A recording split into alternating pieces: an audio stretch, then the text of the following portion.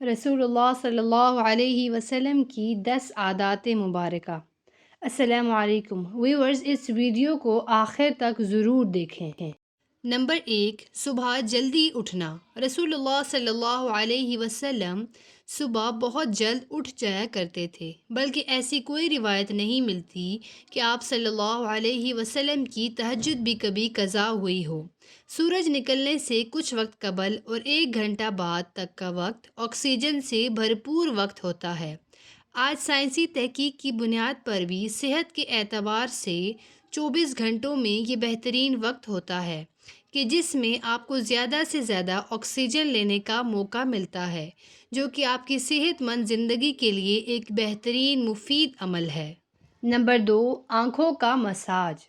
صبح نیند سے اٹھنے کے بعد رسول اللہ صلی اللہ علیہ وسلم آنکھوں کا مساج فرمایا کرتے تھے۔ باڈی کا پورا نظام 11 سسٹم پر مشتمل ہوتا ہے۔ نیند سے اٹھنے کے بعد یہ سسٹم بحال ہونے میں 11 سے 12 منٹ لیتا ہے۔ اگر آپ آنکھوں کا مساج کرتے ہیں تو یہ سسٹم 10 سے 15 سیکنڈ میں فوراً بحال ہو جاتا ہے۔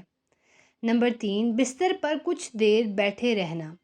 رسول اللہ صلی اللہ علیہ وسلم بستر سے اٹھ کر کچھ دیر بیٹھے رہتے تھے اور معمول تھا کہ 3 دفعہ سورہ اخلاص پڑھتے تھے، کہ جس کو پڑھنے میں تقریباً 1 منٹ صرف ہوتا ہے۔ آج میڈیکل سائنس بتاتی ہے کہ ہمارے دماغ میں ایک کیپلری ہے کہ جسے ایک حصے سے دوسرے حصے کے لیے بلڈ کے لیے ایک پل بنتا ہے۔ اس طرح اس پل کے ذریعے سے ہی ہمارے پورے دماغ کو بلڈ کی سپلائی ہوتی ہے۔ اگر کوئی شخص صبح بیدار ہونے پر اچانک اٹھ کر چل دے جبکہ ابھی برین میں بلڈ کی سپلائی بحال نہیں ہوئی، تو اس شخص کو یہاں برین ہیمریج ہو سکتا ہے، یا وہ برین کے کئی دوسرے پیچیدہ مسائل کا شکار ہو سکتا ہے، کہ جس میں اچانک جسم کے کئی حصوں کا مفلوج ہونا، فالج بھی شامل ہے۔ جبکہ اگر وہ صرف 1 منٹ بیٹھا رہے کہ اس کے دماغ میں بلڈ کی سپلائی بحال ہو سکے، تو بہت سے پیچیدہ مسائل سے بچ سکتا ہے۔ یہ باقاعدہ ایک سائنس ہے، اور اس ایک حدیث مبارکہ کے پیچھے بہت سے پروفیسر، ڈاکٹرز کی ریسرچ شامل ہے کہ ہمیں محمد صلی اللہ علیہ وسلم کی اس سنت کے مطابق صبح اٹھنے کے بعد بیڈ پر کچھ دیر بیٹھے رہنا چاہیے۔ اس کا فائدہ یہ ہے کہ دماغ پوری طرح سے ایکٹیو ہو کر ہمارے جسم کی بھرپور رہنمائی کے قابل ہو جاتا ہے۔ اس سنت مبارکہ پر جہاں بہت بڑا اجر و ثواب ہے، وہاں صحت کا بہت بڑا راز بھی ہے۔ نمبر 4، قیلولہ کرنا۔ آپ صلی اللہ علیہ وسلم کی عادات مبارکہ تھی کہ دوپہر کے کھانے کے بعد 1 گھڑی کے لیے 20 سے 25 منٹ آپ صلی اللہ علیہ وسلم لیٹ جایا کرتے تھے۔ اس کا فائدہ یہ ہے کہ تقریباً 68% افراد میں جب وہ لنچ کرتے ہیں تو ان کا معدہ تھوڑی مقدار میں الکوہل پیدا کرتا ہے۔ ایسے میں اگر انسان چل پھر رہا ہو تو وہ چکرا کر گر سکتا ہے، یا اس پر خمار کی سی کیفیت طاری ہو سکتی ہے۔ یہی سبب ہے کہ آپ ہمیشہ دوپہر کے کھانے کے بعد اپنے آپ کو تھوڑا بوجھل محسوس کرتے ہیں۔ اگر ہم کچھ دیر لیٹ جائیں تو الکوہل سے پیدا ہونے والے خمار کا ذہن پر زیادہ دباؤ نہیں آئے گا، اور وہ باڈی فنکشنز کے لیے زیادہ فعال رہے گا، اور ہم کسی بھی طرح کے حادثے سے بچ سکیں گے۔ آج پورا یورپ رسول اللہ صلی اللہ علیہ وسلم کی سنت کو عملاً اپنائے ہوئے ہیں، اور پورے یورپ میں دوپہر 1 سے 3 بجے تک کا وقفہ ہوتا ہے۔ انہوں نے سنت رسول صلی اللہ علیہ وسلم پر ریسرچ کی، اپنایا، اور ہم سے کہیں بہتر صحت کا معیار رکھتے ہیں۔ نمبر 5، کھانے سے پہلے پھل نوش فرمانا۔ رسول اللہ صلی اللہ علیہ وسلم ہمیشہ کھانا کھانے سے پہلے فروٹ نوش فرمایا کرتے تھے۔ آپ صلی اللہ علیہ وسلم کی عادت مبارکہ تھی کہ آپ کھانے کے بعد پھل نوش نہ فرماتے تھے۔ مختلف پھلوں میں 90 سے 99% تک پانی کی مقدار ہوتی ہے۔ آپ صلی اللہ علیہ وسلم نے چونکہ کھانا کھانے کے بعد پانی پینے سے منع فرمایا ہے، جبکہ کھانے سے قبل پانی پینے کی ترغیب دلائی ہے، اس لیے مختلف پھل بھی چونکہ پانی کی بہت زیادہ مقدار رکھتے ہیں، اس لیے ان کو کھانے سے پہلے کھانے سے جسم اور خاص طور پر معدہ اور آنتوں کو توانائی ملتی ہے، اور یہ بات بھی سائنس مشاہدات سے ثابت شدہ ہے۔ فروٹ میں موجود غذائیت سے خالی معدے کو زیادہ فائدہ ہوتا ہے۔ نمبر 6، غذا کے بعد پانی نہ پینا۔ رسول اللہ صلی اللہ علیہ وسلم کبھی بھی کھانے کے بعد پانی نہ پیتے تھے۔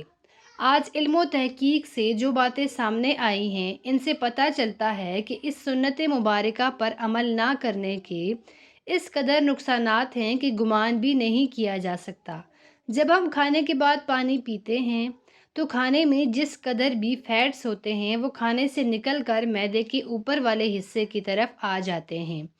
باقی کھانا ہاضمے کے دوسرے مرحلے کے لیے چھوٹی آنت میں چلا جاتا ہے، اور اس طرح معدے میں رہ جانے والا فیٹ اور پروٹین معدے کے اندر انتہائی نقصان دہ گیسز پیدا کرتے ہیں، جبکہ ان سب کو کھانے کے ساتھ مکس ہو کر نظام انہضام کے اگلے مرحلے میں جانا تھا۔ ہم نے پانی پی لیا یا فروٹ کھا لیا تو یہ ہماری صحت کی بربادی کے لیے معدے ہی میں رہ گئے۔ نمبر 7، وضو۔ ہم دن میں 5 فرض نمازوں کے لیے کم از کم 5 بار وضو کرتے ہیں، کیونکہ وضو کے بغیر نماز نہیں ہوتی، اور منہ، ناک، ہاتھ، بازو، سر اور پاؤں دھوئے بغیر وضو نہیں ہوتا۔ یعنی دن میں 5 بار ہم جسم کے ان تمام اعضاء کو دھوتے ہیں۔ وضو میں ہم جسم کے تمام ظاہری اعضاء دھوتے ہیں کہ جن پر مٹی اور کاربن لگ جاتی ہے۔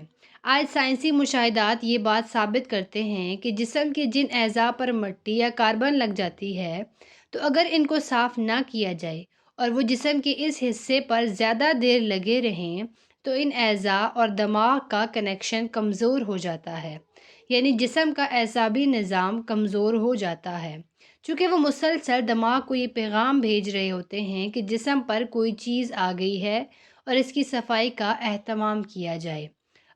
اگر ایک شخص صبح منہ دھوتا ہے اور اس کے بعد شام میں آ کر دھوتا ہے تو اس کے اعضاء اور دماغ کا تعلق کمزور پڑ جاتا ہے، کہ جس سے بعد میں وہ بہت سے اعصابی مسائل کا شکار ہو سکتا ہے۔ نمبر 8، جلد سونا۔ رسول اللہ صلی اللہ علیہ وسلم کی ایک اور عادت مبارکہ یہ بھی تھی کہ آپ صلی اللہ علیہ وسلم رات جلد سو جایا کرتے تھے۔ عموماً آپ صلی اللہ علیہ وسلم نماز عشاء کے فوراً بعد سو جاتے تھے۔ ہماری بائیولوجیکل واچ، جو کہ ہمارے پورے جسم کے نظام کو منظم کرتی ہے، جب یہ باہر اندھیرا دیکھتی ہے تو یہ آپ کے جسم کو سونے کا سگنل دے دیتی ہے۔ جسم کو تیاری کے لیے یہ 1.5 سے 2 گھنٹے کا ٹائم دیتی ہے کہ اس وقت تک آپ کو لازمی سونا ہے۔ نوٹ کیجئے کہ نماز مغرب اور نماز عشاء میں بھی تقریباً اتنا ہی دورانیہ ہوتا ہے۔ اس کا فائدہ یہ ہوتا ہے کہ آپ کے جسم کے اندر بائیولوجیکل واچ کے تحت ایک ڈاکٹر جاگ جاتا ہے جو آپ کے پورے جسم کی فٹنس کرتا ہے۔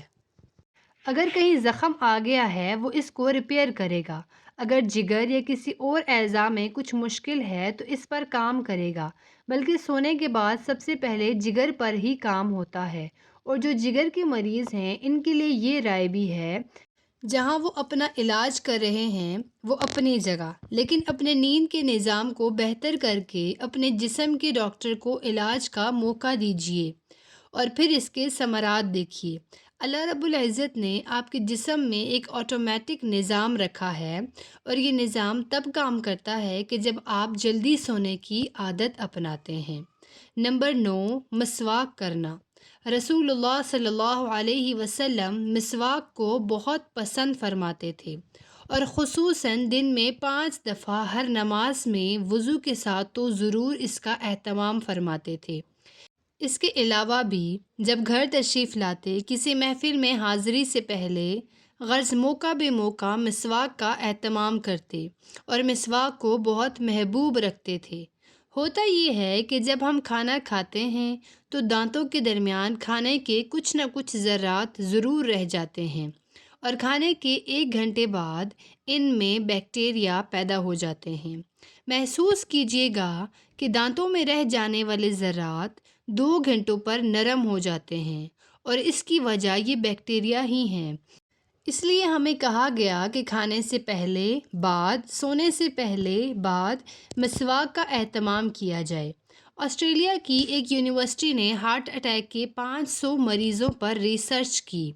انہوں نے جہاں اور بہت سی وجوہات بیان کی، وہاں ایک کامن وجہ یہ بھی سامنے آئی کہ یہ لوگ ٹوتھ برش کرنے کے عادی نہ تھے، جس کے سبب ان کے دانتوں میں جمع میل پیٹ میں جا کر اس قدر ملٹی پلائی ہوا کہ وہ ہارٹ کی آرٹریز کو بلاک کرنے کا سبب بنا۔ ان کو ہارٹ اٹیک کا اصل سبب ان کے دانتوں کا میل تھا، جبکہ ہمیں رسول اللہ صلی اللہ علیہ وسلم نے اس حد تک تلقین فرمائی کہ ایک موقع پر فرمایا کہ اگر امت پر بھاری نہ ہوتا تو میں امت پر مسواک کو فرض قرار دے دیتا۔ آج کی ماڈرن سائنس یہ ثابت کر چکی ہے کہ جن لوگوں کو ٹوتھ برش زیادہ کرنے کی عادت ہوتی ہے، ان کو غصہ کم آتا ہے اور وہ اکثر ٹھنڈے مزاج پرسکون رہتے ہیں۔ جس شخص کو زیادہ غصہ آتا ہو، بلڈ پریشر اکثر ہائی رہتا ہو، طبیعت میں بے چینی، تو وہ زیادہ سے زیادہ مسواک کیا کریں۔ 2-3 ماہ ہی میں وہ اس کے حیران کن معجزاتی اثرات پائے گا۔ نمبر 10، ہفتے میں 2 روزے۔ رسول اللہ صلی اللہ علیہ وسلم کے معمولات میں پیر اور جمعرات کا روزہ بھی شامل تھا، اور آپ صلی اللہ علیہ وسلم نے ان روزوں کو رکھنے کی ترغیب بھی دلائی۔ ہوتا یہ ہے کہ جب ہم معمول کے مطابق اپنی ضرورت سے زیادہ کھانا کھاتے رہتے ہیں تو جسم میں ایکسٹرا پروٹین فیٹس اکٹھے ہو جاتے ہیں، جو کہ جسم کی ضرورت سے زائد ہونے کے سبب جسم میں زہر کا کردار ادا کرتے ہیں اور مختلف بیماریوں کا سبب بنتے ہیں۔ آج کی عام بیماریاں شوگر، کولیسٹرول اور بلڈ پریشر کا بنیادی سبب یہی ایکسٹرا فیٹس ہی بنتے ہیں۔ جب آپ کو بھوک لگتی ہے تو جسم کے ہنگر جوسز یعنی جسم میں کھانا ہضم کرنے کا خودکار نظام پوری طرح سے تیار ہو جاتا ہے۔ اگر ہم نے 100 لقمے کھانے تھے مگر 70 پر ہاتھ روک لیا تو باقی 3 لقمے جن کی جسم کو ضرورت تھی، جسم وہ ضرورت ان ایکسٹرا پروٹین اور فیٹس کو کھا کر پورا کرتا ہے۔ جسم اپنے خودکار نظام کے تحت اکٹھے ہونے والے زہر کو ختم کرتا رہتا ہے اور آپ صحت مند رہتے ہیں۔ اب جب 3 روز کچھ کوتاہی ہوگی اور آپ نے پیر کو روزہ رکھ لیا تو دن بھر کے طویل روزے کے باعث آٹوفیجیا کے عمل کو ایکٹیو ہونے کا بھرپور موقع ملتا ہے اور 3 روز کی کوتاہی کو وہ ریپیئر کر دیتا ہے۔ پھر 2 روز کے معمولات اور جمعرات کا پھر روزہ، جب یہ سنت رسول آپ کے معمولات کا حصہ بن جاتی ہے تو بیماری پیدا کرنے والے سیل آٹوفیجیا کا عمل ہفتے میں 2 بار دہرائے جانے کے باعث اکٹھے ہی نہیں ہو پاتے اور آپ ہمیشہ صحت مند رہتے ہیں۔ آج ہم سائنسی تحقیقات پر بہت یقین رکھتے ہیں۔ کیا ہم اس انتظار میں ہیں کہ سائنس رسول اللہ صلی اللہ علیہ وسلم کی سنت مبارکہ کو پروف کرے تو ہم اللہ کے رسول کی سنتوں پر عمل کرنا شروع کریں گے؟ حقیقت یہ ہے کہ سائنس رسول اللہ صلی اللہ علیہ وسلم کی سنتوں سے بہت پیچھے ہے اور آپ کی ساری حیات طیبہ سنتیں ہمارے لیے مشعل راہ ہیں اور انہی میں ہمارے لیے دنیا و آخرت کی کامیابیاں اور راحتیں ہیں۔ لَقَدْ كَانَ لَكُمْ فِي رَسُولِ اللَّهِ أُسْوَةٌ حَسَنَةٌ۔ اے مسلمانوں، تمہارے لیے اللہ کے رسول صلی اللہ علیہ وسلم کی زندگی میں ایک بہترین نمونہ ہے۔